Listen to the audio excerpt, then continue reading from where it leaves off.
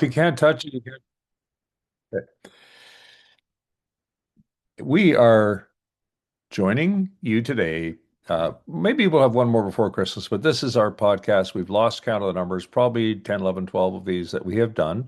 I'm joined, of course, by my co-host of Communicate with Power, Laura Peck. Laura, welcome to our podcast.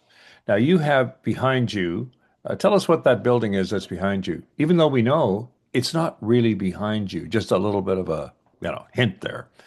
Okay. What is that building? That is probably one of my favorite places. That is the Shannon School of Business in Cape Breton University.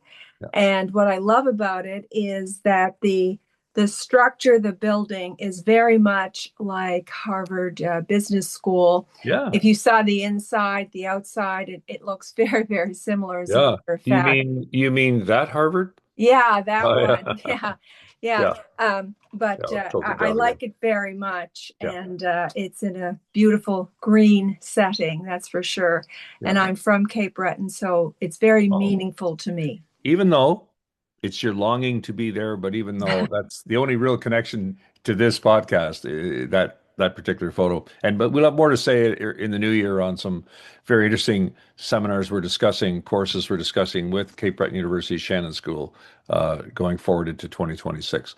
Well, Laura, this is the end of 2025, and it's a combination of things. I guess I'll start by saying we do want to touch on a very sad thing that occurred, which of course was the Rob Reiner and his wife, their deaths and why that's a significant thing to even bring up. I think, secondly, of course, we do want to talk about some things that are, that have occurred, and we want to make a touching comment on several of those.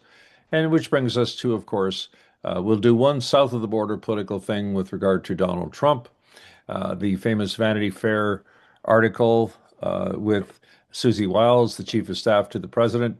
That was kind of an interesting one. And we'll talk about our year end here in Canada. We've had quite the convulsive year. A year ago, uh, Justin Trudeau was the Prime Minister of Canada. And yes, I'd given a speech just about a year ago, exactly today, in which I said, if he stays in, they will lose badly.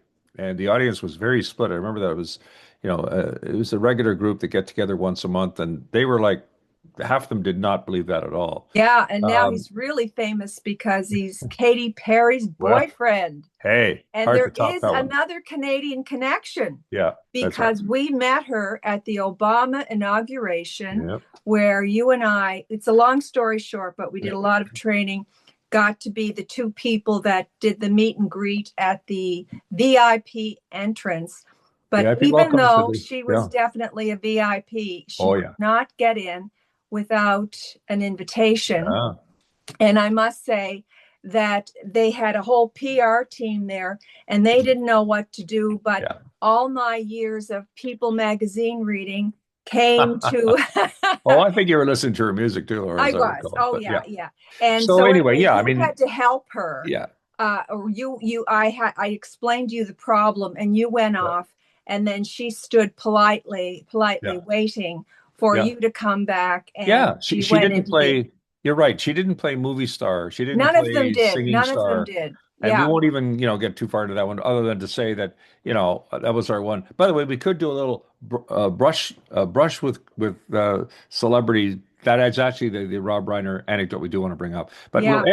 we'll end our session with, who at the end, how is our Prime Minister doing, along with along with the president, sorry, along with the leader of the opposition here in Canada. We'll, We we'll have a talk about guest star. that. Okay, there is Teddy, the Shishon. And Laura, tell us about that sweater. That is an amazing sweater. Yeah. Well, it's not that Teddy is a big fan of this Disappearing in your sweater, movement. but it is that time of the year where people and dogs get a little festive looking. And so he'll do anything for a treat. Yeah, turn him around because his I'm his going to head's turn him around. I'm going to yeah, turn his him head's around. disappearing in the background of Cape Breton And University there. yes, he has been to Cape Breton. Oh yeah, several times. Yeah. Hold Yeah. him up. Let's see that beautiful face. Oh, disappearing every once in a while. Okay. He's more interested in his treat. He'll pop up in a minute. Okay, thanks, Teddy. We'll see There you we later. go. He's a bit distracting to this very Very serious podcast. Thanks very much, Laura. Put that poor little guy down. There we go. Well, Because when you guys are moving, the whole thing disappears off. It gets all messy. sorry. So yeah, I think you need to say goodbye to Teddy. We'll see him Okay. very soon, I'm sure. Okay, Or you Ted. might hear him before you see him.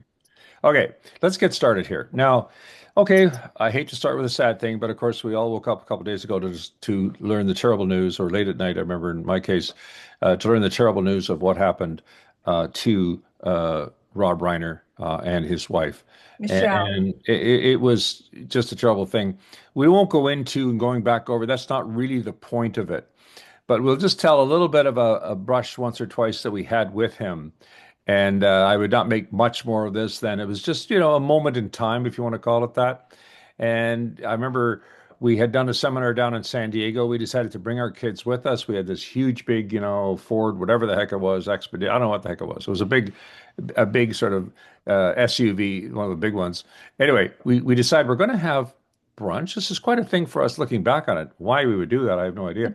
But we had the three kids with us. So we decided we're going to have brunch at the Ivy because you and I had lunch there before. And so we thought, well, I'm sure that'll be fine. So it was a Sunday brunch. That's my recollection of it. So as we're getting out of the vehicle right in front of the Ivy, who's getting out of his was Rob Reiner with about three people. I think it struck me immediately as intuitively they were there for some kind of informal business meeting, but and I just had finished on that trip his father, Carl Reiner's autobiography, which was an amazing autobiography, the creator of the Dick Van Dyke Show. I mean, for me how important and special that was, and it was a great, the perfect kind of subtle humor and really interesting, compelling story. And yes, he would, of course, his son had already well underway in his career, doing extremely well, of course, and his obvious love and appreciation for his son. So I just said I did something that I almost intuitively do. I walked over to him, reached my hand out, and I said, Rob Reiner, Barry McLaughlin. And he goes, Barry, good to see you. Like, in other words, it's almost instinctive. I must know this guy. He wouldn't have said his name like that and shake his hand. But I know sometimes I'll just do that almost out of habit. And so, anyway, I told him immediately that I had just been reading the book, and he asked me what I thought. I said, "Oh my God, it was amazing." We had a few more chats about that. He said, "He's quite a writer." He says he leans on that. He says, "My dad's quite a writer," and we said our goodbyes. Kids waved. Caroline immediately had said to me when she saw him, we were still sort of half in the car. She said, "That's Meathead?" I said, "Caroline." So anyway, it was an instinct because for younger kids, they recall them from television series that were replaying and so on. So anyway, it was a nice little moment. That's all it was. I don't make any more of that. But the eye contact, the engagement, he stopped everything else because it was about his dad. I think that was the number one thing. If I talked about someone else, I would have moved on. But it was about his dad and about that book. And obviously, I was a fan of his father. And we didn't get into gushing about any of his career. Interestingly, I don't like to gush really. It was an honest, an honest reaction to what his father had written. So anyway, that was our moment. And yes, the kids did behave at the Ivy, and it was, very nice. But we don't normally want to have, brunch at the Ivy with all the kids. That's not something in our scope of things. So anyway, then flash forward. Anyway, it's a tragedy. It's a terrible tragedy, double tragedy, and we'll have to see what happens out of all this. I'll just say one thing: my intuition about Rob Reiner and his wife.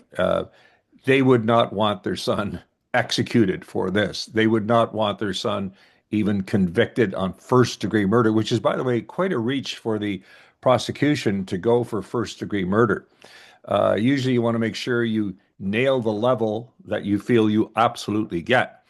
There is a certain clause I heard some legal analysts say that, if you were angry at him at a party, which he was, and they were having a verbal fight, and then X number of hours later, he angrily kills them, that apparently is an avenue for a first degree murder charge. So anyway, I You just make that planned it. point. I don't think the parents were like, who would want that? Even if they killed you, you wouldn't want your son to be executed for this thing that got obviously out of control and got so, so horribly tragic. So that's my, I don't know your comments on that, Laura, but Well, we're all about to become California law experts because we will all watch that sad trial play itself yeah, out. We will learn. You've already handled, and we have handled big cases in the U.S.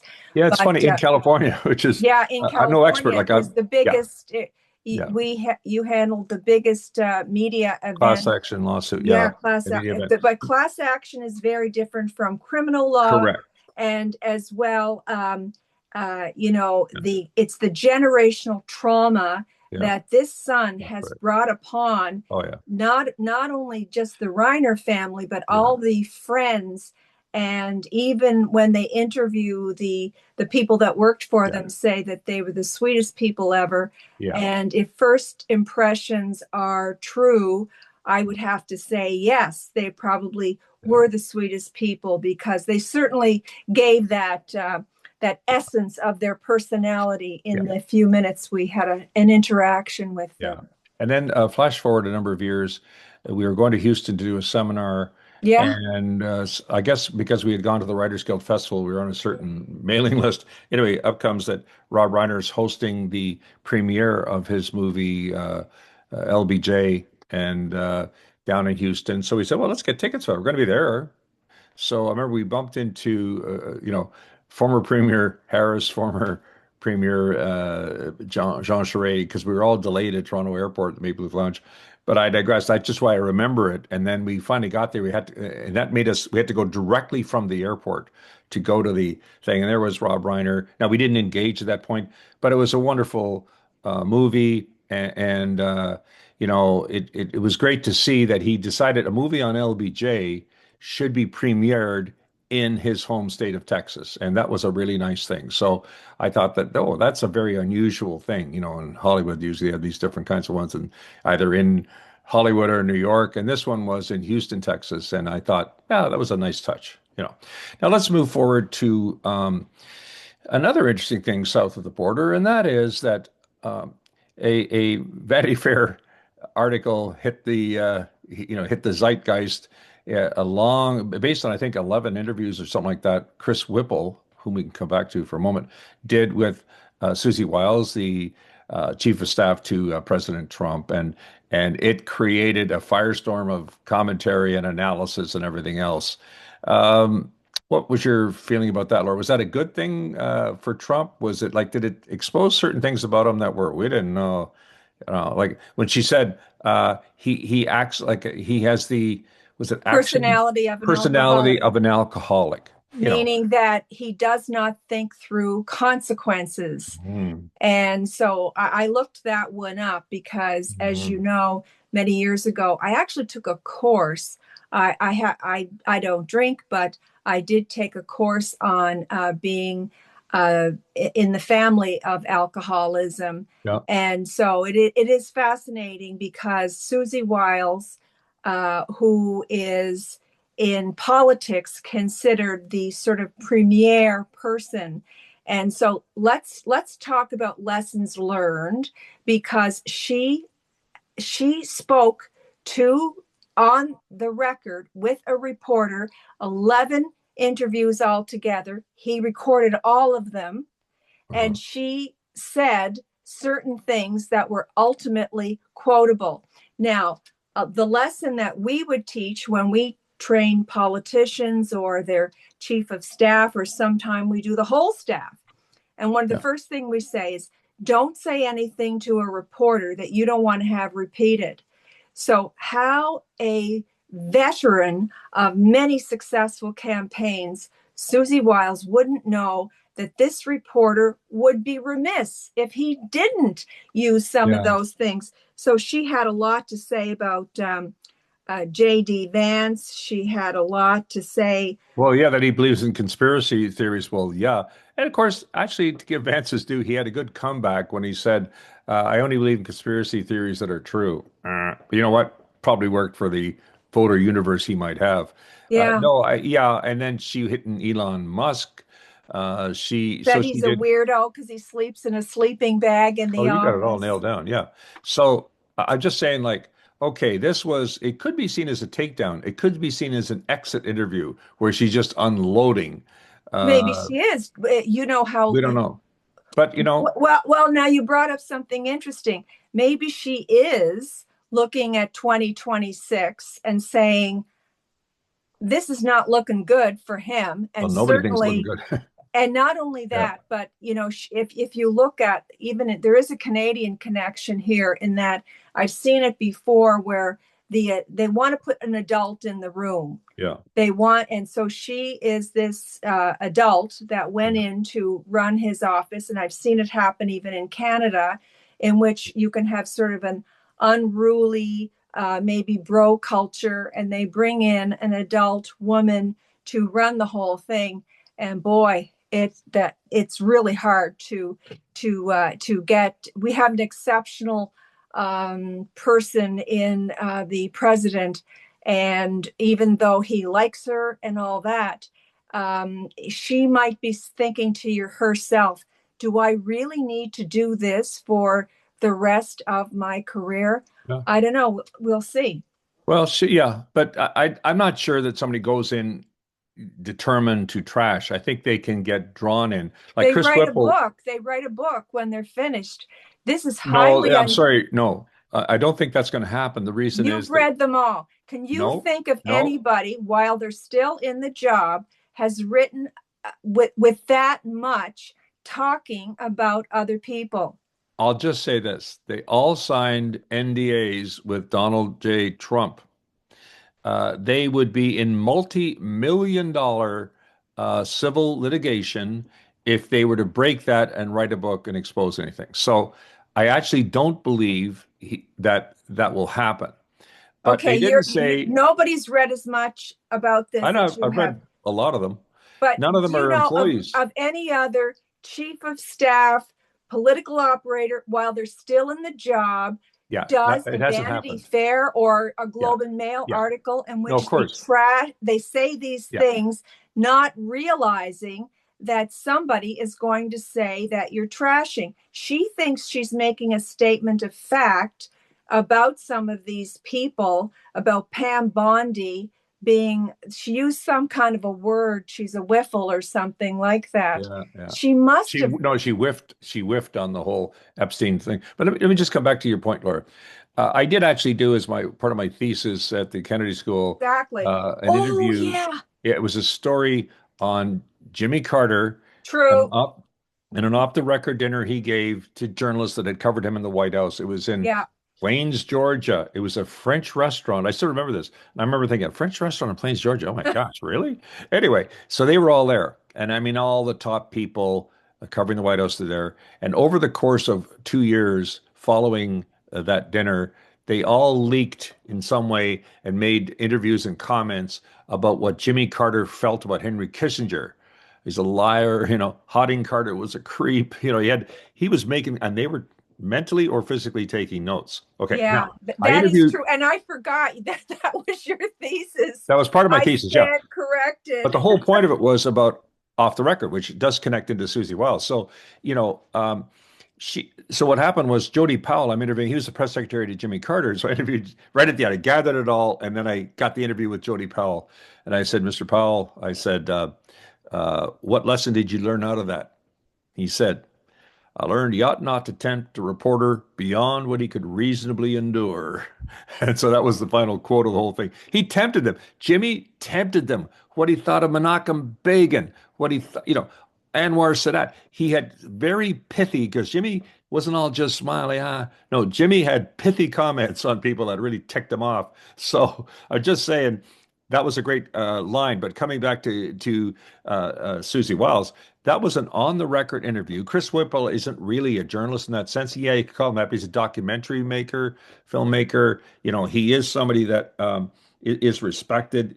He's written, of course, for many top publications. He's not your typical journalist hanging out. So I think she placed trust in him because he's apparently somebody that you could really feel comfortable with.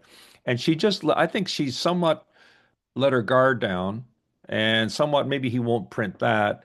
But you don't really know. We just coached somebody for a couple of we've got to be very careful of this about several in-depth interviews, and they're for print. So, print has a different guidelines attached to it. It's not broadcast, it's not soundbite city, but it is an invitation to go further because the answers can be much longer than a broadcast interview, the 7-second soundbite. That's irrelevant here, but they can pull a quote from, a longer answer, and it's standing on its own without context can be damaging.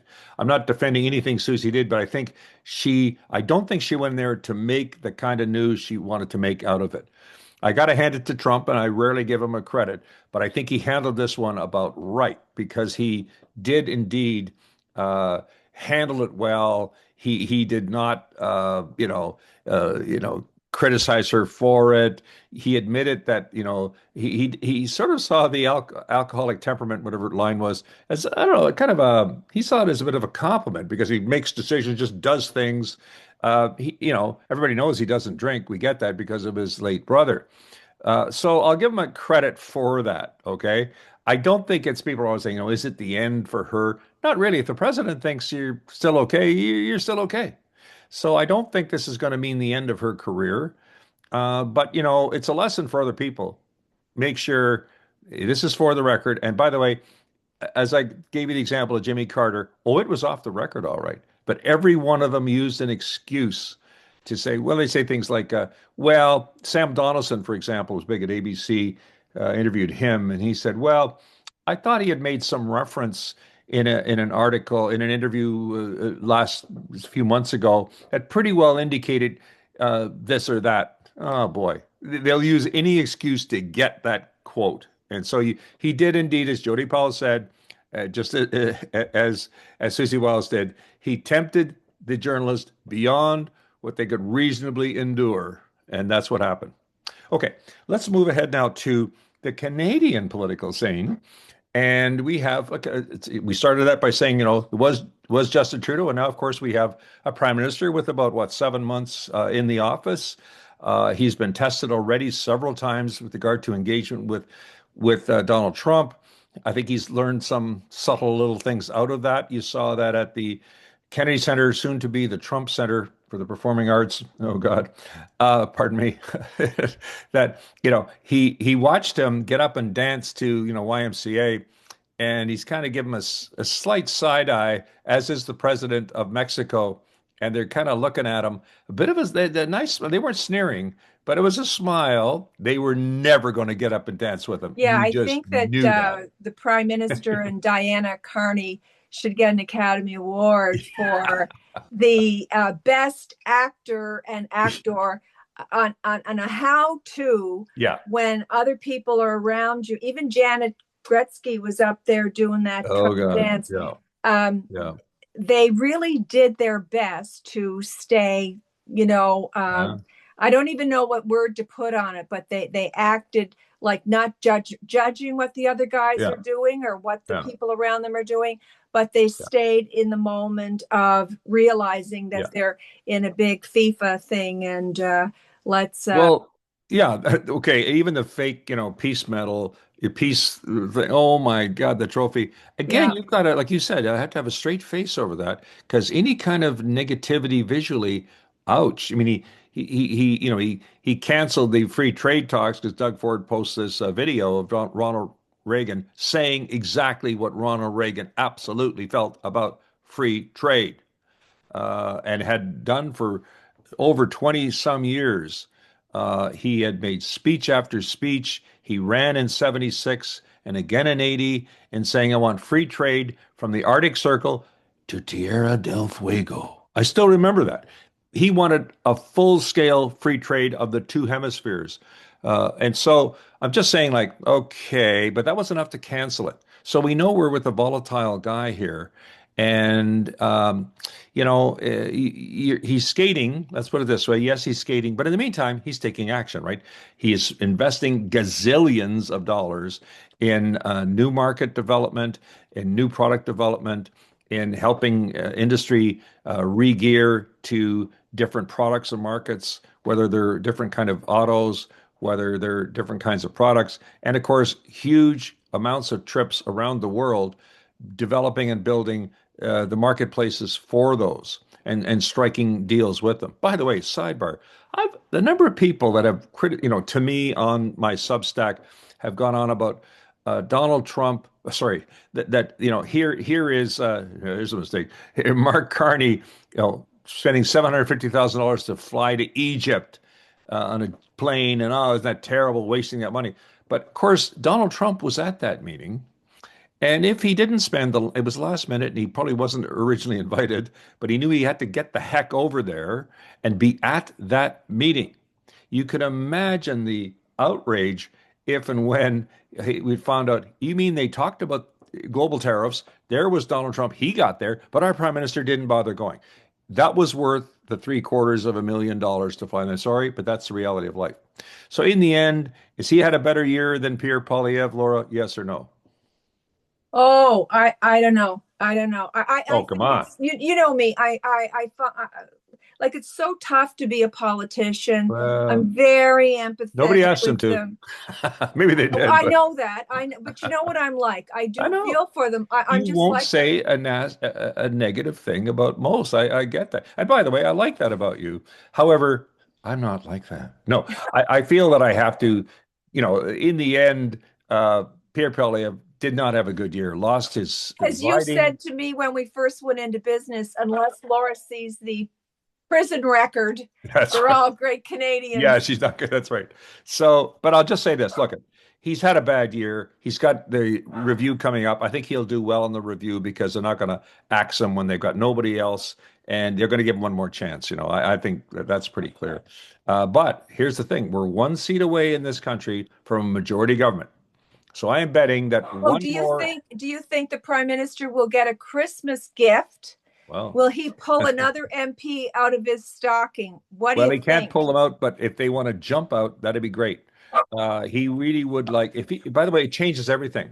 If he gets the one extra MP, it's a majority government. And that means 4 solid years, 3.5 more. As Stephen Harper said to you one time, I remember it vividly. He said, when you have a minority government, every night you have your suitcase packed. He did come close once, but whoops. And so, yes, it is a very unstable situation. They can control the total numbers in the committees, and if there was a solid vote, look out, running against the Liberals on a really important issue. So they get to have extra member in the committees. They get to control, in effect, much more strongly the agenda of Parliament. And they all know that's a really good thing for the Liberals. So I think I will be amazed. I don't care if they're coming from, I don't care if Elizabeth May finally decides, oh, okay, my one member party, maybe that's not doing so well. They've given me this offer. But, although he probably killed it with the pipeline on that. But it could be an NDP member. It could be, of course, a conservative MP, likely. The problem of being in opposition, I'll give a fairness point to Pierre Poilievre. You can't quite blame him for what's going on here because, the discipline of power is such that if you're in power, you can control your caucus. Brian Mulroney, amazing at it. If you're not in power, look out. You're not in control of them. And there's only so many goodies you can give them. Chairing committees, vice chair of this, on and on and on. Responsibility as shadow critic. So you're really in a situation where you don't have all the goodies for all of them. And therefore, the discipline is not there. So I'll just say that he's trying his best to hold the fort, but whoa, one more will change the numbers. Will that have an impact on the leadership review? Leadership review? I don't think so. It might kind of be a negative. He starts off in March and April with the minority government facing him, and that's a pretty good thing when you're in the opposition. But then he ends the year with the majority facing him. That's a very different dynamic. So that's not nothing. And I think it would just cap a not a great year for Pierre Poilievre. But I think, Laura, you and I do know Stephen Outhouse. If you can't win an election with Stephen Outhouse as your campaign manager, then you can't win an election. That's how I feel about that. He's a very good, and everybody says kind person. We do know him somewhat. very certainly nice person, good person to. We did all kinds of issues. He was in government. He brought us in to do a number of seminars, so we do know him going back over the years. So I would have to say that was a very good move of Pierre Poilievre's to bring him in. Maybe somewhat late in the game, but I think he had to make that change. So that could end up into a brand new, different kind of year for him if he does follow the rules a little bit. And you are noticing already he's doing major network interviews, which he hadn't been inclined to. Rosie Barton and Fascia Capelos. Excuse me. So he's been doing that, getting out there. You know what? He handles them extremely well. He didn't have to hold back and just attack the media and never go on the mainstream media. That to me is a self-inflicted series of wounds, the gifts that will keep on giving to the Liberal government.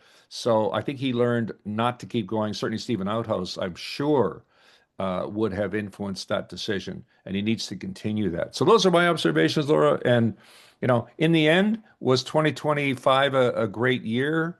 No, I think it's been terrible what's happened internationally. These terrible events that Yeah. the anti-Semitic aspects of it. Yes, including what's happened to the poor innocent people in Gaza. There's been a lot of things around the world that are very upsetting, and Canadians are in an upset, anxious mood. Um, in fact, we're doing a seminar this year. We're going to be doing that in February, called Getting. Misinformation, disinformation. Well, no, the technical name is Yeah. Getting Your Message Across in an Age of Uncertainty.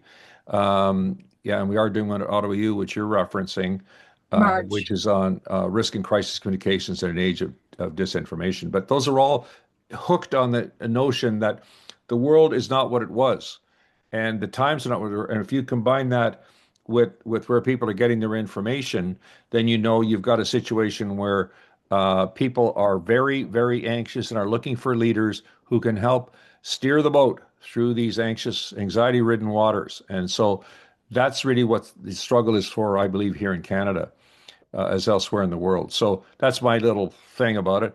I am always being Irish. The glass is always half full. So I am looking forward to that. I should maybe promote one thing, Laura, and that is that we're doing a series of 6 seminars. They're virtual half-day seminars, and they're going to start on February 11th. The first one is called Advanced Appearance Before Parliamentary Committees, and we're looking forward to doing that.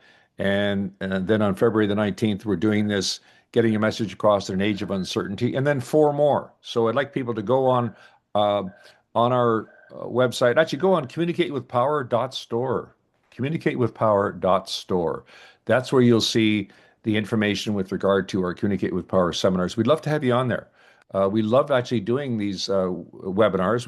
We do engagement and we do exercises even within the virtual seminars. So I'd love to. They're very, very price affordable. We'd love you to try them out, and we look forward to a great 2026. Laura, any final words from you? Christmas is coming up rapidly. Any final comments with regard to that? Yeah, just to say that as much as we enjoy the interaction in the boardroom with participants, and we love to be able to research and help them resolve their issues, whether it's appearance before parliamentary committee or risk and crisis. However, I have to say that the virtual world has been great. We have one executive that he likes to start at 7:30 in the morning Eastern time, and so we've done many seminars with him. He's a vice president of a very large company, and we've never met him in person. So Yeah. the online world has been very, very good, and for Whoa. international people, it's been Yeah. fantastic, actually. Yeah. So we can't blame the weather or anything. We move along. But apropos of my question about Christmas, you don't mean that we could hold a virtual Christmas celebration? It's got to be in person. So It'll be in person. You're Irish, Barry. It has to. it has to be in person. Exactly. Yeah. So we're looking forward to, of course, our kids coming over and all that. And we're very traditional about Christmas dinner. We're looking forward to that. Of course, we saw Teddy earlier making a premature appearance, and we heard him one more time there barking. but he's out getting a walk right now, so we appreciate that. So I want to thank everybody. You've been great. Our people, our supporters. We'd love you to click the button and support our Communicate with Power podcast. We'd love to see you there.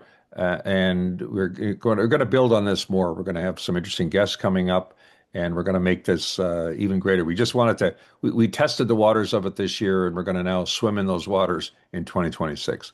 So Merry Christmas, everybody. And thank you, all the people that have worked with us the last Yeah. year. We are grateful, and we're lifelong learners, and but we want to thank you very much. Thank you, Laura. And thanks, everybody. Bye bye. Bye.